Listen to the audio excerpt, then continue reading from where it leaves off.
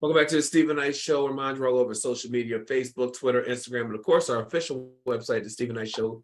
Join us on YouTube, Stephen Knight Show. All right, so a Wisconsin hospice nurse is being charged with amputating the frostbitten foot of a dying man without his permission, reportedly in order to display it on the family's taxidermy shop. Authorities say on May 27th, Mary K. Brown, she's 38 years old, cut off the victim's right foot without his consent or a doctor's approval, telling a fellow nurse that she is planning an exhibiting it with a sign reading, "Wear your boots, kids," according to the criminal complaint obtained by WQOW.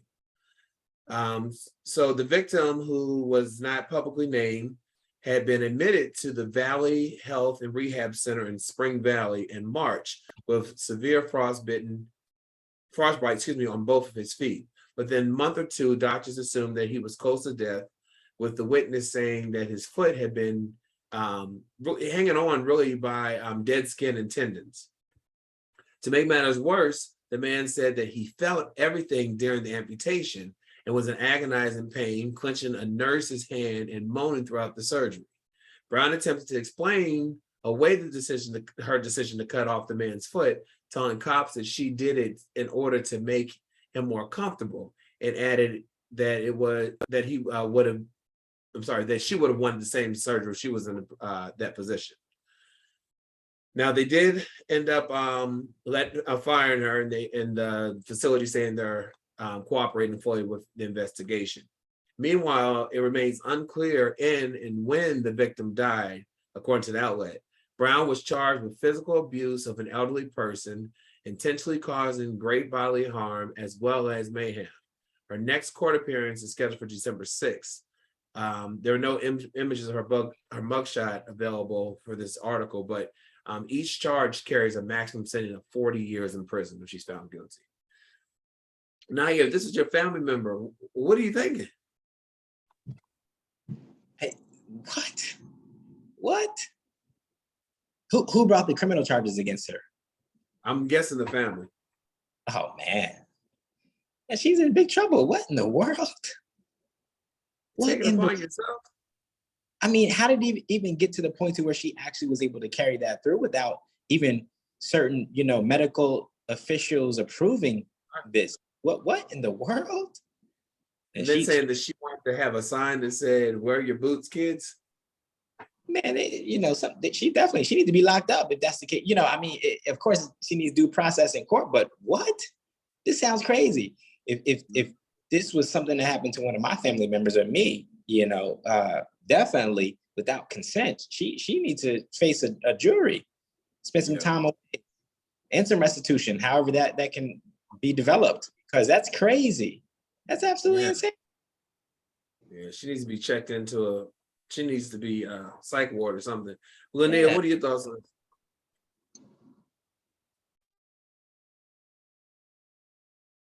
She's was a nurse, who had no business performing surgery.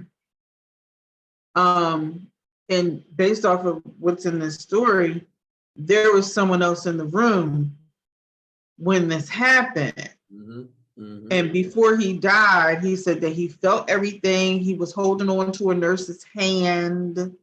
So it was somebody else in that room who also needs to be held accountable, because you knew better. Yeah. You knew better. She sounds like Nurse Ratched. Right. That's what she sounds like. Just doing whatever she wants to do.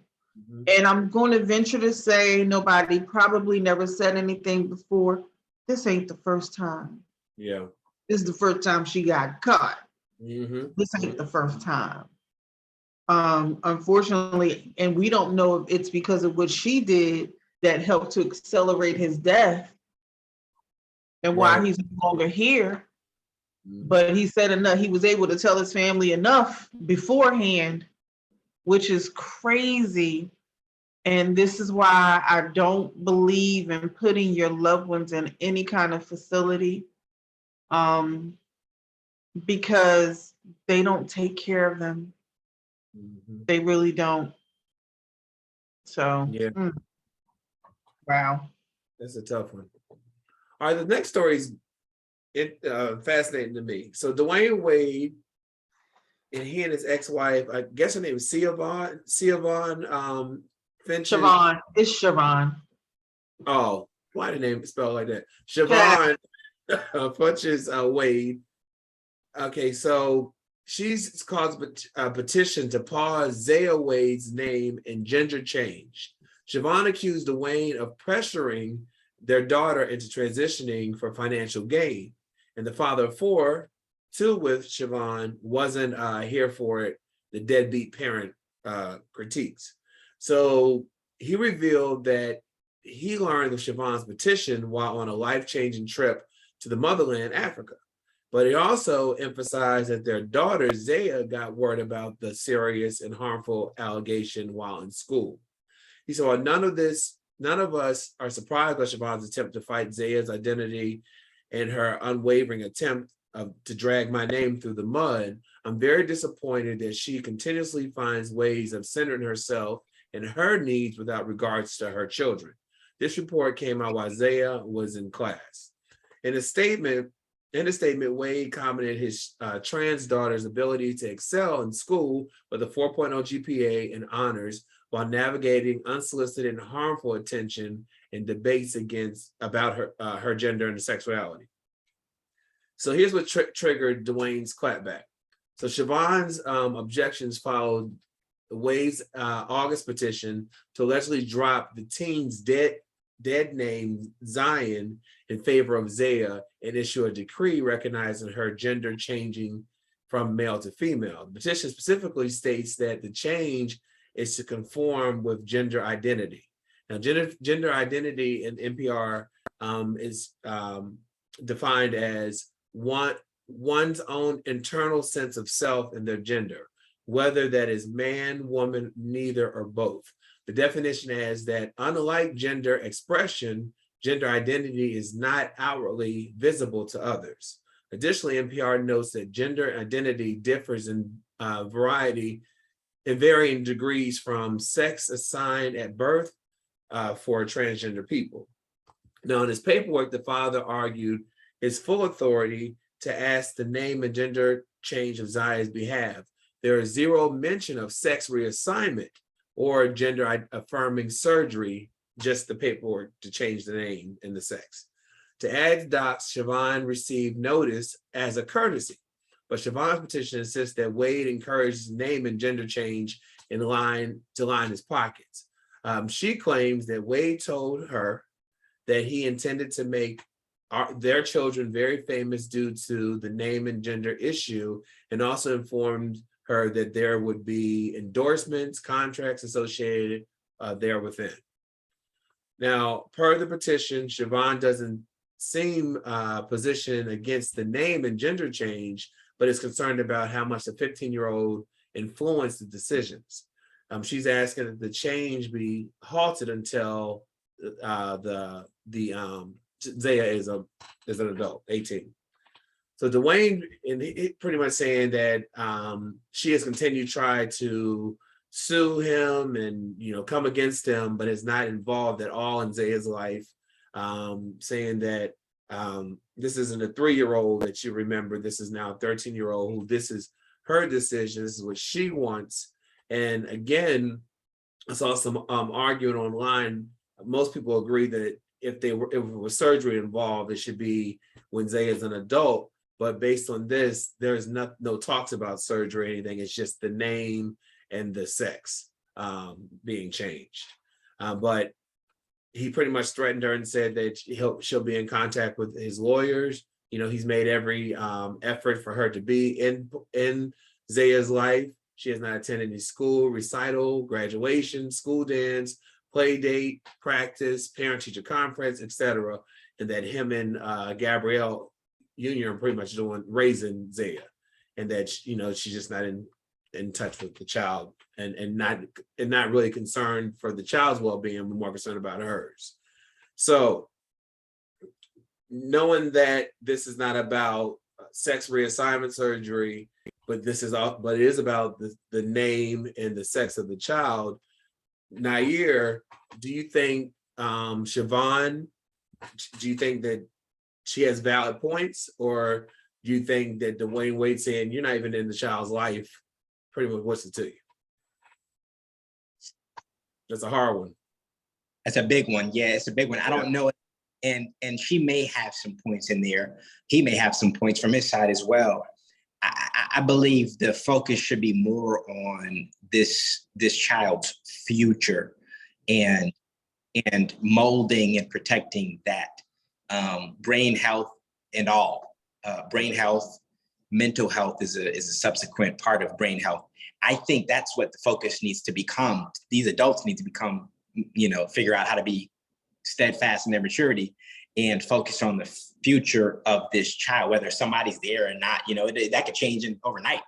Dwayne Wade could, die, and all of a sudden she got to take, child. So they got to figure that part out, become adults as fast as they can, become a bit more mature in their dealings, because ultimately this is all going to affect and be a part of the story of the child's future. And definitely agree with the mask if that decision to make a physical surgical change is to occur.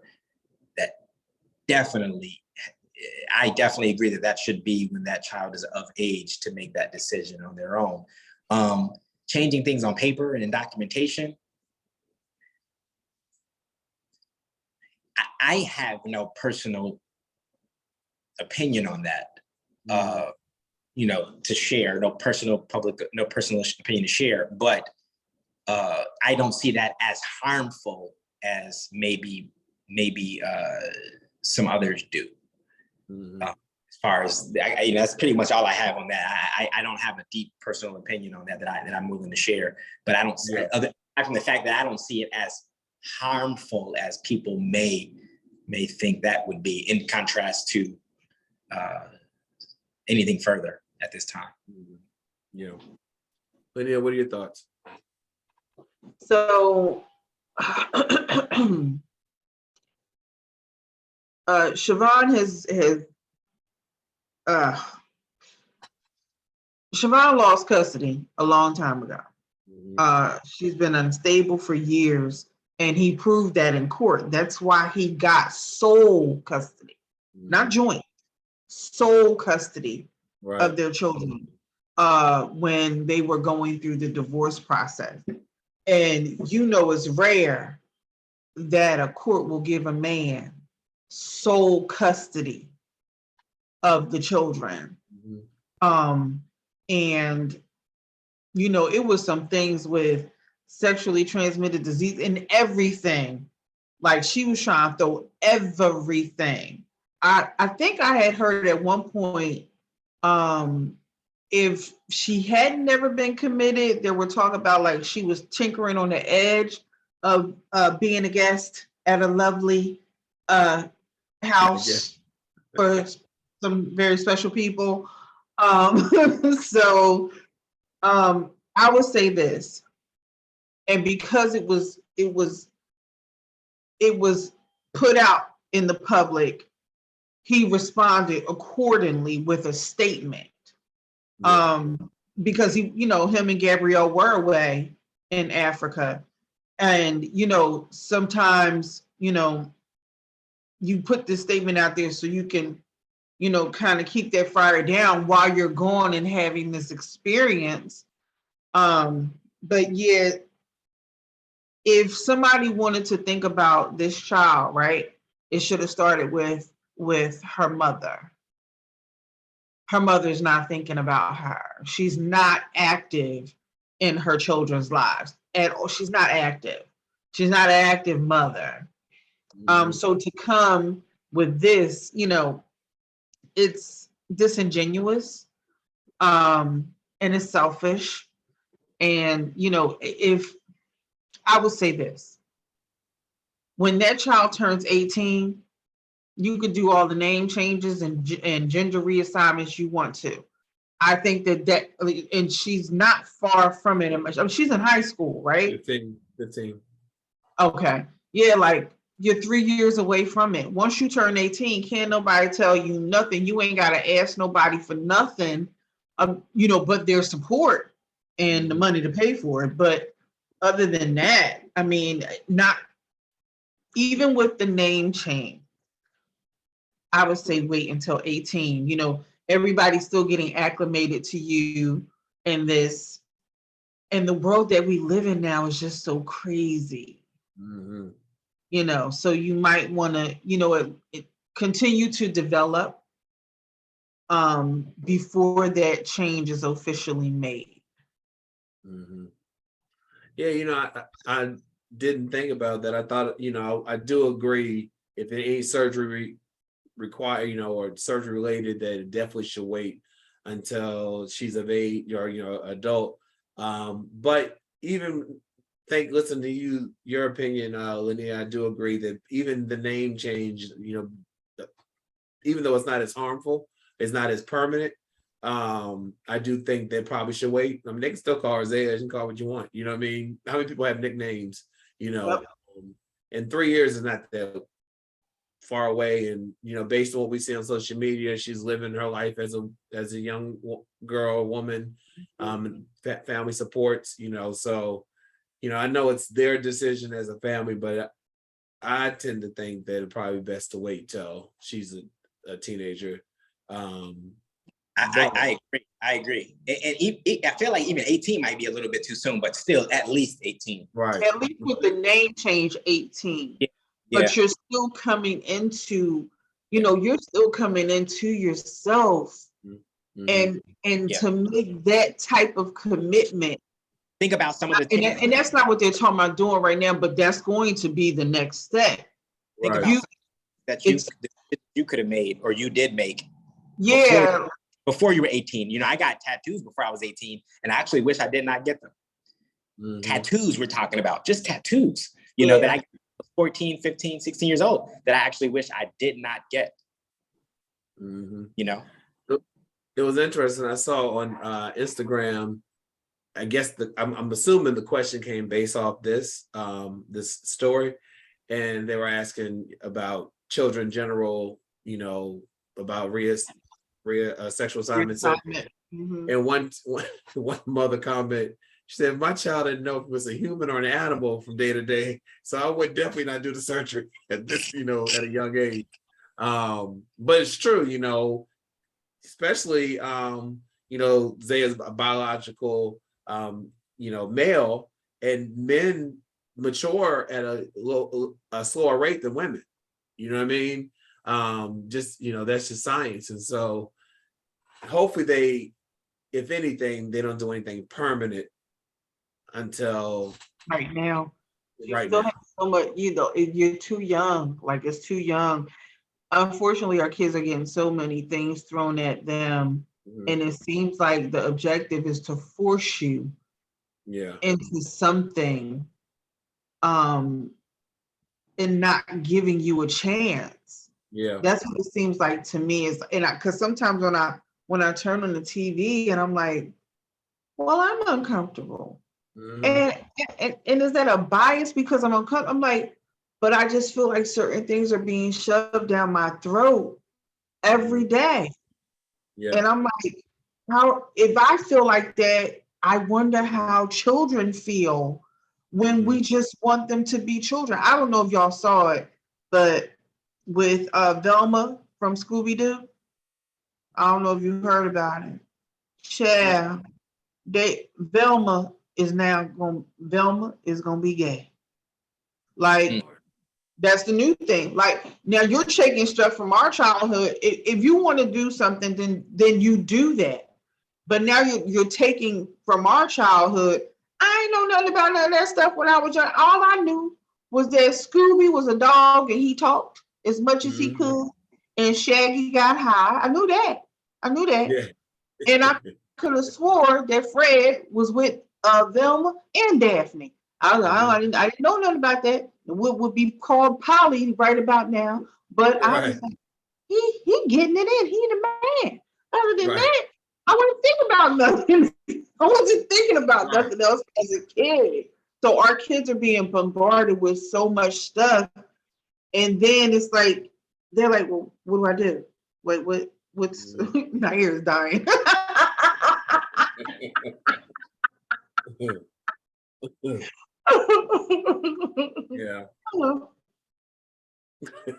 I mean, I totally get representation, but also it's also the issue of overexposure at a young age. You know what I mean? I think that the parents should be responsible for teaching their children, certain things.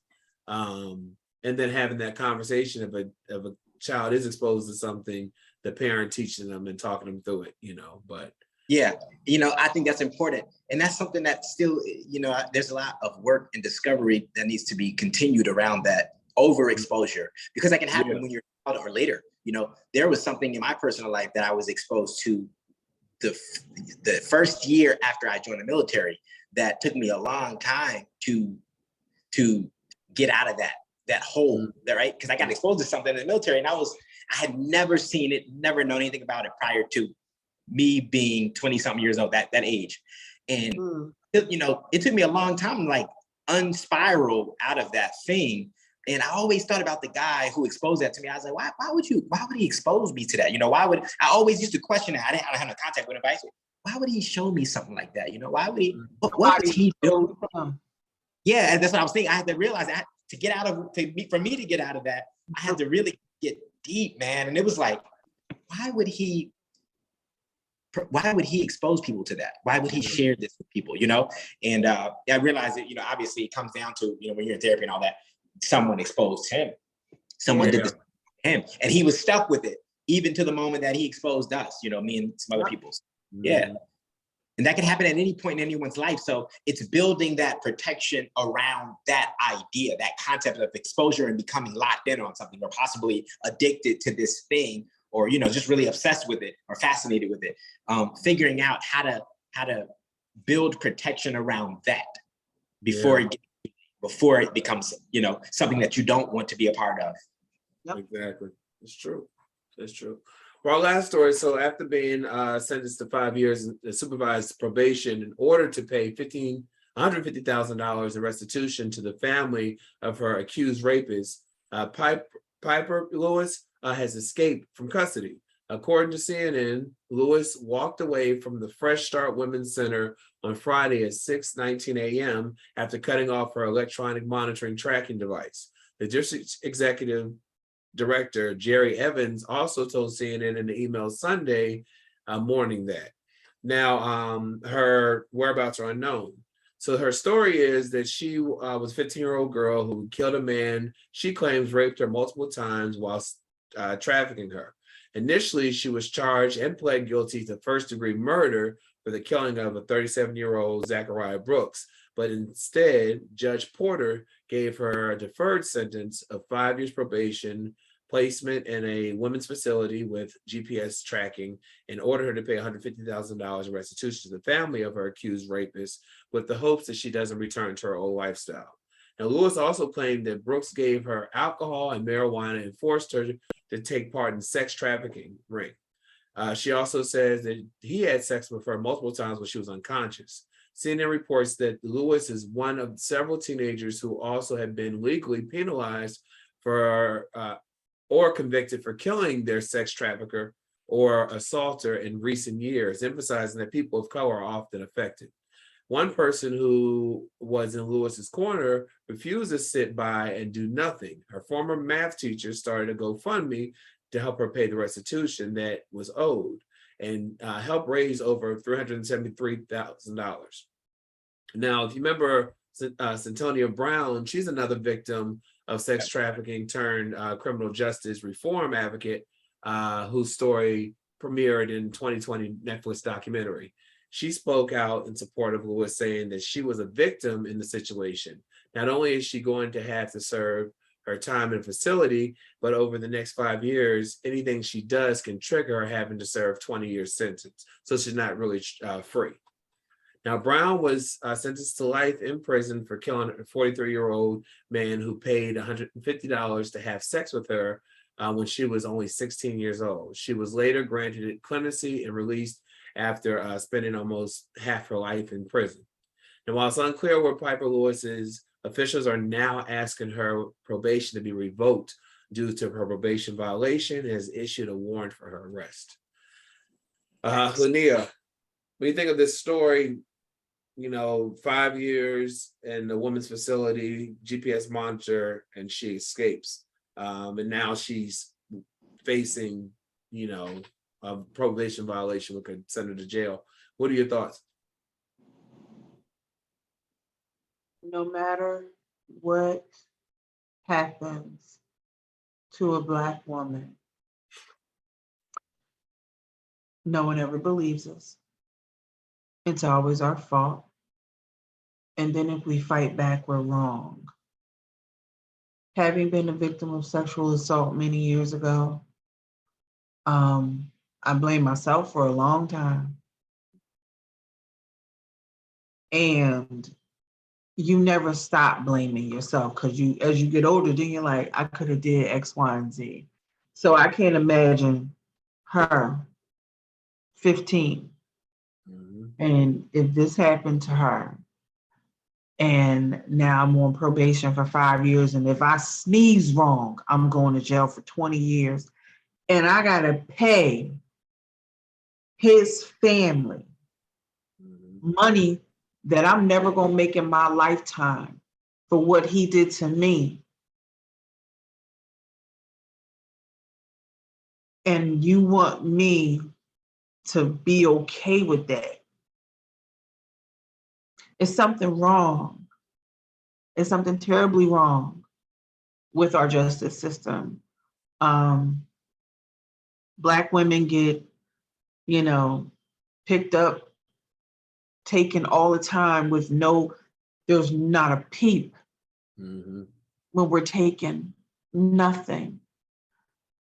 I feel for her as a woman who has gone through some form of sexual assault. And you can't ever say what you're going to do in that situation, and you don't know what she went through and wherever facility she was as a 15-year-old. I can't, it's just going to be worse if they catch her, because she's going to jail. So that's going to be even worse. So, I just hope, she has some covering. And, if she does get captured, whoever her support system is, she's going to need it way more. So that's it. Yeah. Naya, what are your thoughts on this case? Again, it's another sad situation. Very sad. I know it's weight bearing. It's painful for me as a community member, of hers. We're from the same community, so it's painful. That's one of my sisters, my wish would be that she's just able to get out of this country and go start anew, and really get deep into spirituality some way, whatever that looks like for her, and just live a very spiritual, pleasant life somewhere else.